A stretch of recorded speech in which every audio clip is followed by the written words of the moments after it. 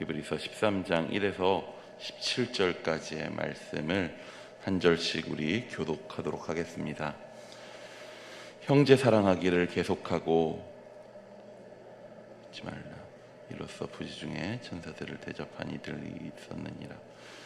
너희도 함께 갇힌 것 같이 갇힌 자를 생각하고 너희도 몸을 가졌은즉 학대받는 자를 생각하라. 결혼을 기이 여기고 침소를 더럽히지 않게 하라. 음행하는 자들과 간음하는 자들을 하나님이 심판하시리라. 돈을 사랑하지 말고 있는 바를 족한 줄로 알라. 그가 친히 말씀하시기를 내가 결코 너희를 버리지 아니하고 너희를 떠나지 아니하리라 하셨느니라. 그러므로 우리가 담대히 말하되 주는 나를 돕는 이시니 내가 무서워하지 아니하겠노라. 사람이 내게 어찌하리요 하노라.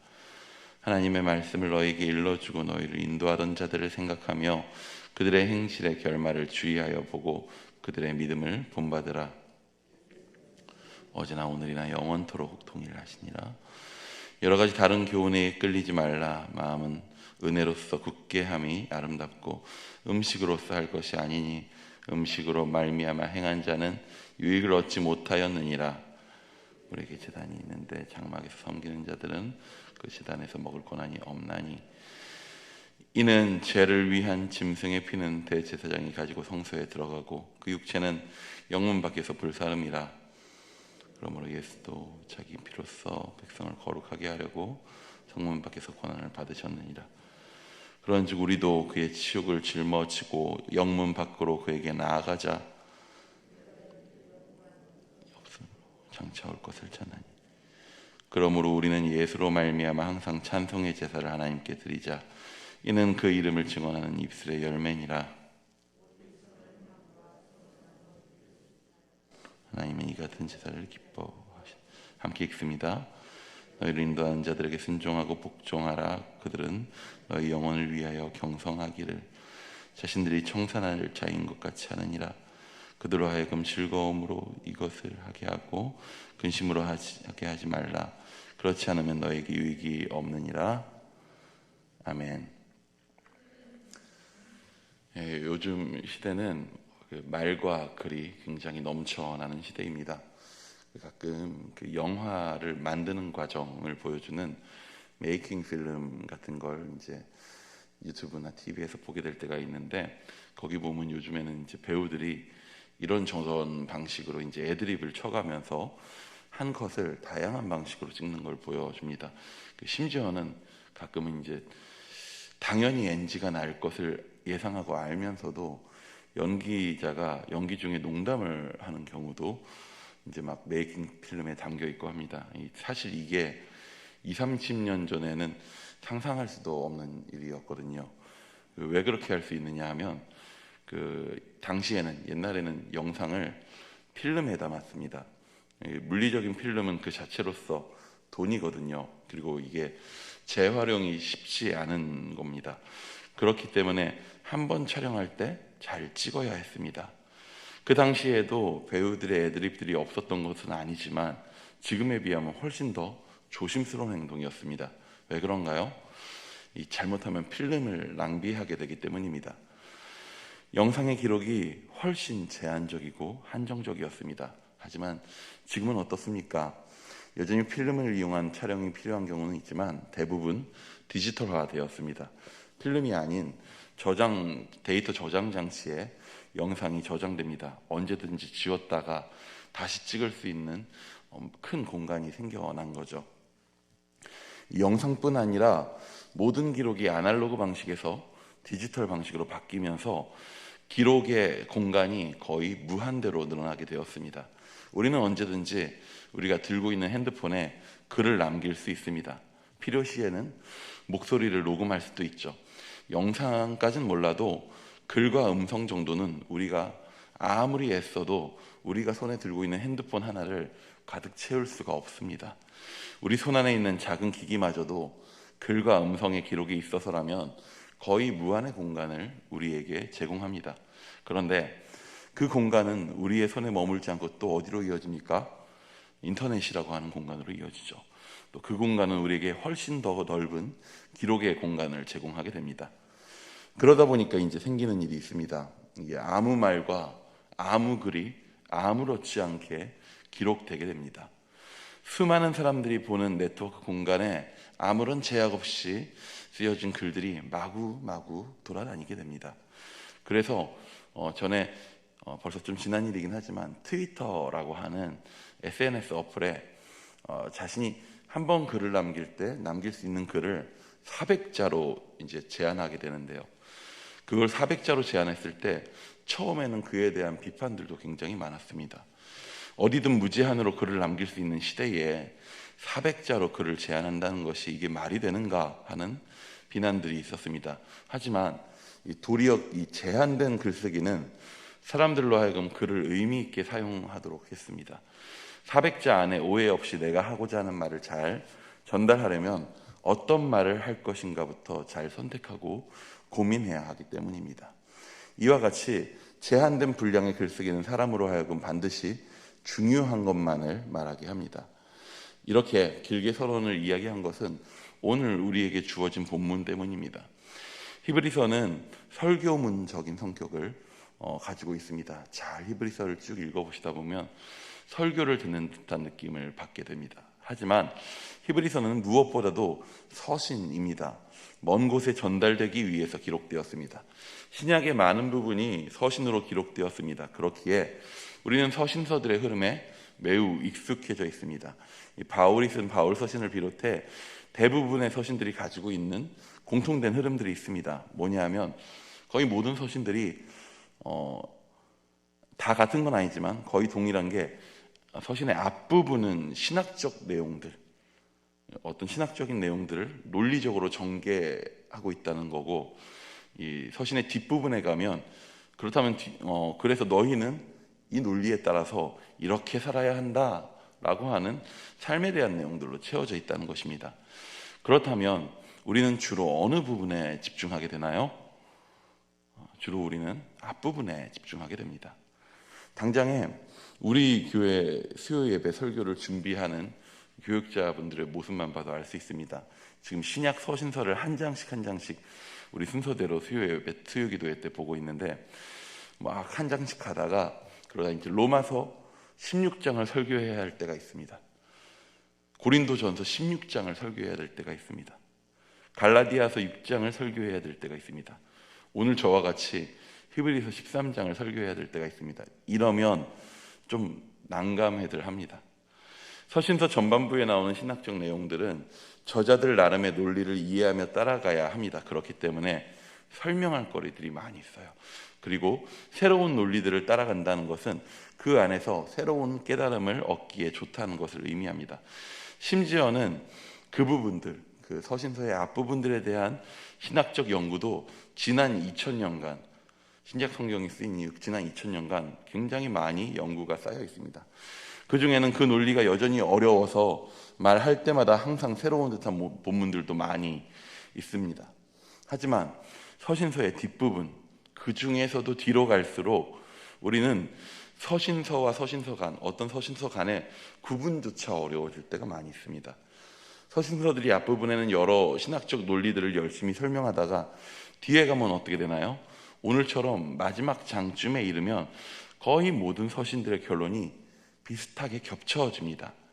마지막 장만 따로 떼서 읽어주면 사실 지금 이 글이 어떤 서신서에 들어가 있는 구절인가라는 게 구분이 잘 안 갈 만큼 그렇습니다. 결국에 한마디로 그 결론들을 말하면 뭘까요? 오늘 본문도 좀 읽어보시면 알겠지만 느낌상 착하게 살라라는 말을 한다는 것입니다. 오늘 본문도 이야기합니다. 형제 사랑하기를 계속하라 합니다. 여기서 형제는 우선적으로 혈연관계를 의미할 수도 있고 더 확장해서는 서로를 형제라 부르는 그리스도 안에서 성도된 지체들을 의미할 수도 있습니다.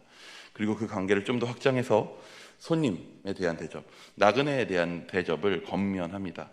우리 가족, 우리 공동체라는 말을 넘어서 그 사랑이 자신들에게 잠시 찾아온 모든 이들을 향해서 동일하게 주어져야 한다라고 하는 것입니다. 그리고 그 사랑은 감옥에 갇힌 학대받는 자들을 또 기억하라고 합니다. 그리스도를 믿음으로 인해 핍박받던 시절이었습니다.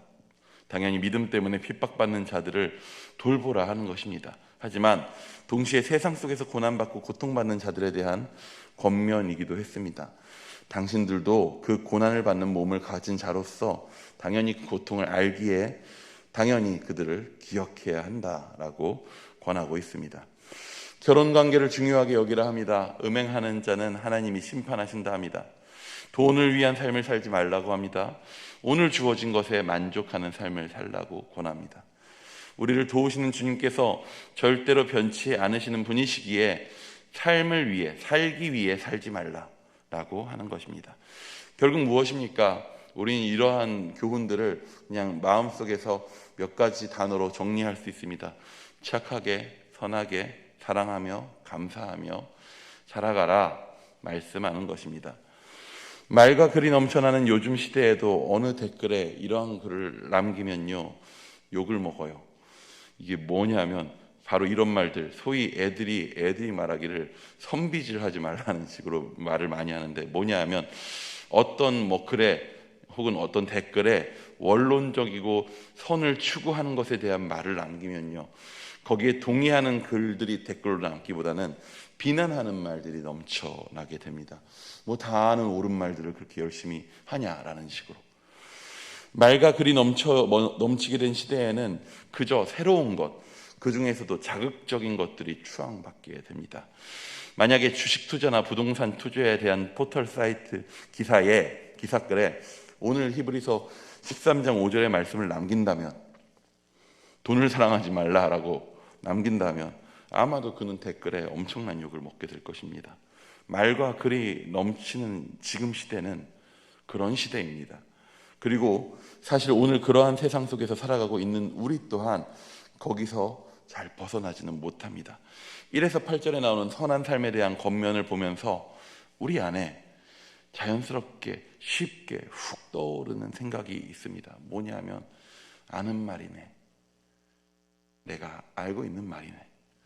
착하게 사는 행동 양식들을 우리가 너무 어려서부터 들어왔거든요.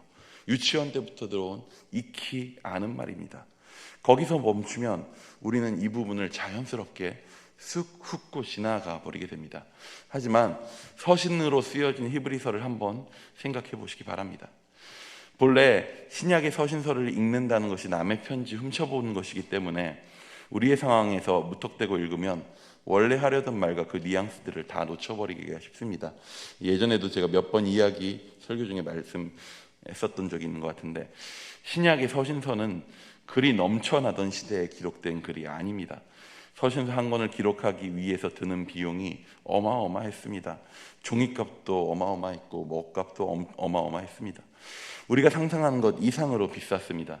교회 차원에서 큰 마음을 먹고 헌금을 모아야만 할 수 있는 일이 하나의 글을, 하나의 서신을 마련하는 일이었습니다. 히브리서는 짧지 않은 서신입니다. 이 정도 분량이면 요즘 가치로 좋은 외제차 한 대를 살 수 있는 정도의 비용이 히브리서를 쓰고 전달하는 데 들었을 것입니다. 그 정도 비용이면 그 중에 13분의 1의 분량인 한 장이라 한들 낭비할 수 있는 내용은 아닙니다. 어차피 다 아는 내용 안 써도 다 알지 라고 생각한다면 절대 이러한 글을 글로써 남길 수 없다는 것이죠. 우리에게 말과 글이 극적으로 한정되는 상황을 한번 생각해 보면 좋을 것 같습니다. 극적으로 우리의 말과 글이 한정되어 버리는 상황, 어떤 상황들이 있을까요? 우리가 자녀들에게 유언을 남긴다고 생각해 봅시다. 어떤 말을 쓰시겠습니까? 어떤 글을 남기시겠습니까? 무슨 말을 남기고 싶으신가요? 사실 유언하면 드라마를 워낙 많이 봐서 우선 재산에 대한 이야기가 빠지질 않겠지만, 사실 재산에 대한 이야기를 유언에 남기는 게 그 유산, 그 재산에 대한 마음이 남아서일까요? 아닙니다. 그것 때문에 남겨진 사람들이 싸우거나 분쟁이 나거나 문제가 생기지 않게 하기 위해 정리하는 거죠. 남겨진 사람들을 위한 거죠. 그것도 만약 우리가 죽음을 앞두고 우리의 자녀들에게 한정된 말과 글을 남겨야 한다면 오늘 우리가 본 이 본문의 말들과 비슷한 말들을 하게 되지 않을까 싶습니다. 내 자녀들이 서로 형제끼리 사랑하기를 멈추지 않기를 부탁할 것입니다. 자녀들의 가정이 화목하기를 바랄 것입니다. 그 화목을 위해 부부의 관계가 더 잘 지켜지기를 권할 것입니다. 그렇지 않은 삶이 익숙한 사회라면 형제를 돌보는 것이, 부부의 관계가 지켜지는 것이 더 쉽지 않은 사회라면 더더욱 그것을 말하지 않을 수가 없습니다. 죽음을 앞둔 상황에서 돈 따위가 아닌 진짜 인생의 중요한 가치가 무엇인지 알기를 말할 것입니다. 한마디로 무엇이 잘 사는 것인가, 죽음을 앞둔 입장에서 무엇이 남은 삶을 잘 살아내는 것인가를 말하게 될 것입니다. 우리는 서신서를 알 위한 글로 대할 때가 굉장히 많이 있습니다. 아는 것을 위한 글. 무엇이라 말하는지 아는 것은 중요합니다. 그 논리들을 파악하는 것도 중요합니다. 그래야 무엇이라 말하는지 알 수 있습니다. 서신서의 신학적 논리들과 지식들을 알아가는 것은요, 읽는 사람을 매우 설레고 흥분되게 합니다. 그 깨달음 자체가 굉장한 기쁨을 줍니다. 그럼에도 우리가 꼭 기억해야 하는 것이 있습니다. 서신서는요, 철저하게 삶을 위한 알을 추구합니다. 우리를 어떻게 살게 하려 알을 주려는 것이지, 단순히 지적 동의와 즐거움을 주려는 목적을 가지고 알을 말하려고 쓰이지 않았습니다. 누구도 유언을 쓰면서 남겨진 자들에게 지적인 만족을 주려고 하지 않습니다. 그 삶을 향해서 말하고 있는 것입니다. 히브리서의 전개 방식은 이 글을 받고 듣는 자들에게 가장 효과적으로 알을 전달하는 방식이었을 것입니다. 물론 이 편지를 훔쳐보고 있는 이 시대의 우리에게 있어서는 쉽지 않은 방식이라 히브리서가 좀 어렵게 느껴집니다. 하지만 히브리서를 통해서 이 글의 저자가, 더 나아가서는 모든 성경의 저자 되신 하나님이 우리에게 말씀하시고자 하는 것은 삶에 대한 이야기입니다. 유언이 죽어가는 자가 남아있는 삶을 살아내야 하는 자들에게 남긴 이야기로서 긴박감을 가지고 있다면 성경의 서신들은 좀 다릅니다. 우리 오늘 본문 14에서 15절 말씀을 한번 같이 읽어보도록 하겠습니다. 14, 15절입니다. 시작. 우리가 여기에는 영구한 도성이 없으므로 장차 올 것을 찾나니, 그러므로 우리는 예수로 말미암아 항상 찬송의 제사를 하나님께 드리자. 이는 그 이름을 증언하는 입술의 열매니라.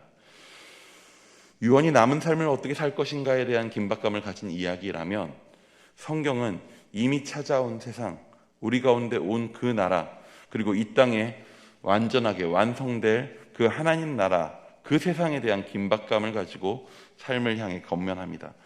이미 새로운 세상이 예수로 말미암아 왔고 완성될 것이니 이전 세상의 삶의 방식들을 이젠 버리고 새로운 세상의 삶의 방식으로, 하나님 나라의 백성다운 삶의 방식으로 오늘을 살 것을 건면하는 것입니다. 히브리서가 이 마지막 장에 오기까지 펼쳐왔었던 그 긴 논리도 이를 말하기 위함입니다. 이 땅, 이 세상, 그 모든 것이 흔들려 사라지고 소멸할 그곳을 위해서 오늘 눈에 보이는 음식 따위로 마음의 안심을 얻으려는 율법 신앙에서 벗어나서 하나님이 베푸신 은혜 가운데 우리의 흔들리지 않는 영원한 나라의 방식으로 오늘 지금 말한 이 교훈들을 살아가라 라고 말하는 것입니다. 그렇게 오늘 형제 사랑하기를 멈추지 말라 합니다. 그 나라에서 영원히 이어질 일입니다. 하나님이 선물로 주신 성과 결혼의 관계를 통해 신랑 되신 주님 앞에 순결하라 하십니다. 삶을 위해 땅의 재물을 위한 삶을 살지 말라 하십니다. 영원한 나라에 이르기까지 지금도 그 나라의 주인이신 하나님께서 우리를 버리지 않으시고 떠나지 않으시기 때문입니다. 오늘 우리의 삶이 예수의 영문박 희생같이 그렇게 드려지기 원합니다.